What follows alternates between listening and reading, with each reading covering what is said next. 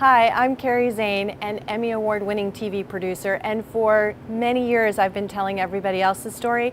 Now I'm here to tell mine, and it's in my first novel called My Lover's Keeper. To be known as a writer across all platforms. I'm a journalist, I'm a TV producer, I am a blogger, and now I'm an author of a fabulous fiction novel. My Lover's Keeper is a great summer beach read. It is totally cotton candy for your head, and it's a story about a love triangle gone totally wrong. I chose to write My Lover's Keeper because people tell you to write the stories you know, and this story was very personal for me. It's something that happened in my life, so it's inspired by real events, and you'll be very surprised to find out which character I am in the book. I think that this book will resonate with women because we've all experienced the mean girl. And it's surprising, no matter how old we get, there's still a mean girl in our group. And I also think that there's an entire community of married women who either they've been mommy cheaters or they're thinking about becoming a mommy cheater. And that's the main character in the story. And I think that it will resonate on many levels with many of those women. I don't consider myself a chick lit author, but I do consider myself a storyteller. I've been in television for 25 years. I've told so many stories, and so writing a book was an interesting challenge for me. It was a way to tell a story that was very personal for me, and I loved it. It was like a movie unfolding in my brain out onto the page.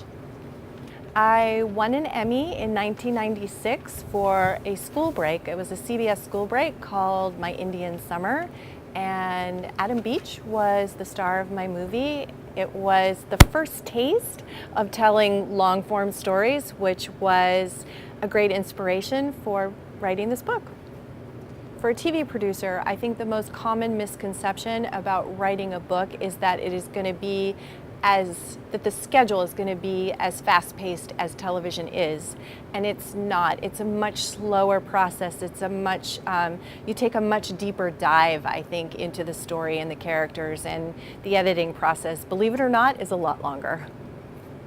Is any woman who has had a mean girl situation, you know, girl-on-girl crime is big these days.